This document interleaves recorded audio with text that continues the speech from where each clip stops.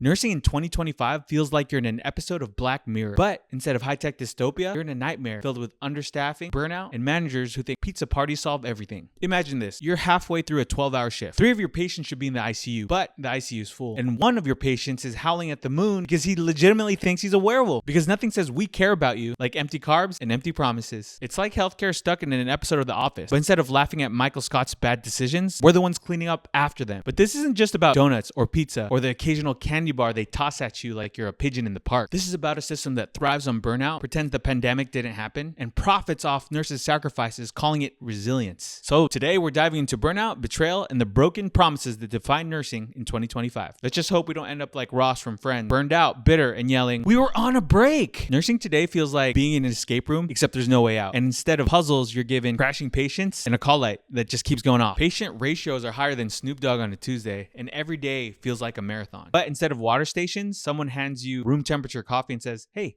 can you take another patient?" It's like you're on Survivor. Instead of competing for immunity, you're just trying to make it through another shift without crying. Burnout isn't just physical, it's emotional. It's the weight of being the last line of defense for your patients while knowing the system does not have your back. We've seen things. Putting patients alone because there's no staff, delivering bad news to patients' families over the phone because visitors aren't allowed, watching avoidable deaths unfold because our resources are just spread so thin. And let's not talk about the nightmare. We don't dream about beaches or vacation. Nurses dream about alarms that don't stop, call lights that haunt us, and managers saying, "Can you stay another 4 hours?" It's like living in a healthcare version of Groundhog Day, except the alarms are real and Bill Murray isn't there to make you laugh. Hospitals love calling nurses resilient, which is really just corporate talk for, "We're going to keep piling on your plate until you break." Hey, there's cold donuts in the break room. It's like slapping a glittery band-aid on a giant wound and saying, "Hey, it sparkles." Burnout isn't a personal failure. It's a systemic one. And in 2025, it's worse than ever. Let's talk about betrayal because no one does it better than hospital executives. These are the same people that called us heroes in 2020, then slashed our staffing budgets in 2021. The only thing they love more than cutting costs is cutting cake during Nurses Week. And let's talk about that cake. Why is it always dry cake from Costco? It's like they Googled, what's the cheapest way to pretend we care? It's giving Parks and Rec budget cuts, where all they can afford is sad frosting and regret. Remember how we were healthcare heroes? Hospitals don't. They moved on like the pandemic was a bad first date. Awkward, regrettable, and best forgotten. But meanwhile, we're still living with the trauma. We lost patients. We lost coworkers, and we lost parts of ourselves. But yet they expect us to move on like nothing happened. It's like you find this show on Netflix and then Netflix cancels it after 1 season. Hospitals claim to care about patients, but their budgets say otherwise. Executives are out there raking in 7-figure bonuses, while nurses are out here rationing saline. Corporate greed isn't just frustrating, it's deadly. And the more they profit, the more nurses and patients suffer.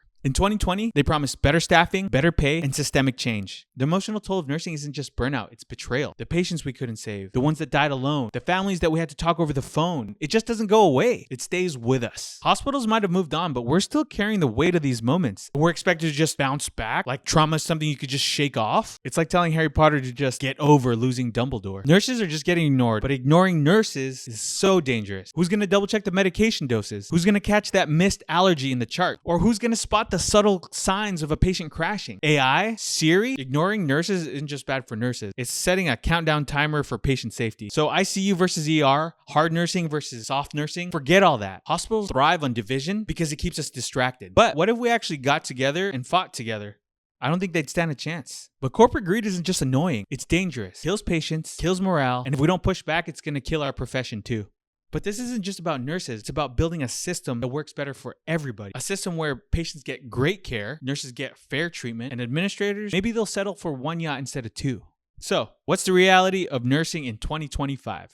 It's betrayal, burnout, and broken promises, all weighing down the shoulders of nurses like a Jenga tower on its last block. But we're not just resilient. We're the ones keeping the sinking ship afloat. And after years of gaslighting, greed, and neglect, we've had enough. You called us heroes to silence us. You threw pizza at burnout like that would fix anything. You profited off our backs while we broke over the weight of your greed. But here's the thing about nurses. When we step away, the system stops. So to the executives at the top, hoarding bonuses and yachts, congratulations. You won the short game. But the long game, you already lost. Because when nurses walk away, and trust me, we will, we won't just be taking our scrubs or our stethoscopes or even our potlucks. And without us, this system won't just crack. It will collapse. No more glitter, no more cake, no more excuses. We've held it together long enough. Now let's see how well you do without us.